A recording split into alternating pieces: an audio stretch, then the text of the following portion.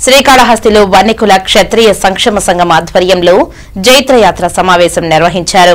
వన్నికుల క్షత్రియులకు రాజ్యాధికార అవకాశం కల్పిస్తున్న వైసీపీకి అండగా నిలవాలని ఎమ్మెల్సీ డాక్టర్ సిపాయి సుబ్రహ్మణ్యం పిలుపునిచ్చారు. వచ్చే ఎన్నికల్లో తనతో పాటు కుప్పంలో భరత్ గెలిచి అసెంబ్లీలో తన ప్రక్కన కూర్చుంటాడని ఎమ్మెల్యే మసూదన్ రెడ్డి ధీమా వ్యక్తం చేశారు. రాష్ట్ర చరిత్రలో వన్నికుల క్షత్రియులను రాజ్యసభకు పంపిన ఘనత సీఎం వైఎస్ జగన్మోహన్ రెడ్డికే దక్కుతుందని తెలిపారు. మాజీ మంత్రి మోపిదేవి వెంకటరమణ అన్నారు. శ్రీకాళహస్తిలో వన్నికుల క్షత్రియ సంక్షేమ సంఘం ఆధ్వర్యంలో జైత్రయాత్ర పేరిట సభ నిర్వహించారు. బీసీ సంఘం రాష్ట్ర అధ్యక్షులు వడ్లతంగం బాలాజీ ప్రసాద్ రెడ్డి సారథ్యంలో ఈ సమావేశానికి ముఖ్య అతిథులుగా మాజీ మంత్రి మోపిదేవి వెంకటరమణ, ఎమ్మెల్యే మసూదన్ రెడ్డి, ఎమ్మెల్సీలు డాక్టర్ సిపాయి సుబ్రహ్మణ్యం విచ్చేశారు. వన్నికుల క్షత్రియ సంక్షేమ సంఘం నాయకులు మోపిదేవి వెంకటరమణ, ఎమ్మెల్యే మసూదన్ రెడ్డిని గజమాలతో ఘనంగా సత్కరించారు. ఎమ్మెల్సీ డాక్టర్ సిపాయి సుబ్రహ్మణ్యం మాట్లాడుతూ గతంలో టీడీపీలో కనీస గుర్తింపు లేదని, టీడీపీలో అగ్రనేతగా ఎదిగిన మాజీ మున్సిపల్ చైర్మన్ రాధారెడ్డి ఎన్నో అవమాన పాలు అయ్యారని ఆరోపించారు.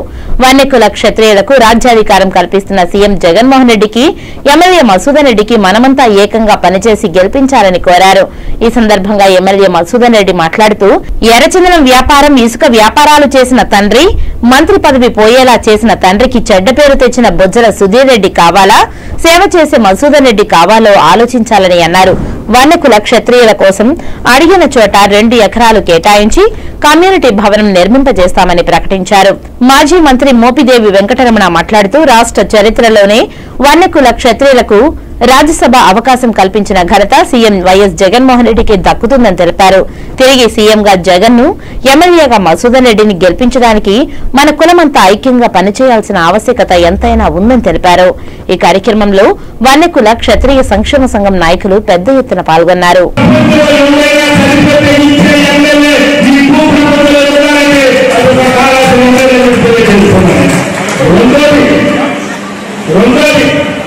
मुस्लिम फेडरेशन अध्यक्ष से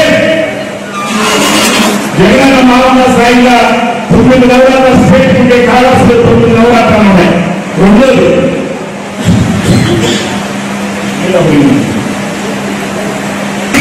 నేను 40 సంవత్సరాలు రాజకీయంలో నాకు చెప్పుకోగలనా ఎప్పుడు వచ్చినామనేది కావాలి, ఎప్పుడు ప్రజలకు సేవ చేసామనేది కావాలి.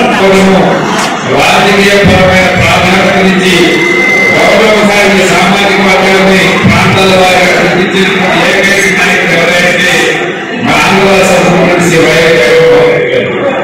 ఎంతో రాజకీయ జీవితం చిత్తూరు జిల్లాలో ఇద్దరు శాసనసభ సభ్యులని ఒక పార్లమెంటర్గా నియమించడం అంటే ఒకసారి భారతదేశంలో ఏ రాష్ట్రంలో ఒకసారి మనకి ఏమైంది నాకు తెలిసి నేను 15 ఈ కాలంలో చాలా మంది పెద్దలున్నారు. అందరి అభిప్రాయాన్ని మార్పు అందరూ సేకరించారు.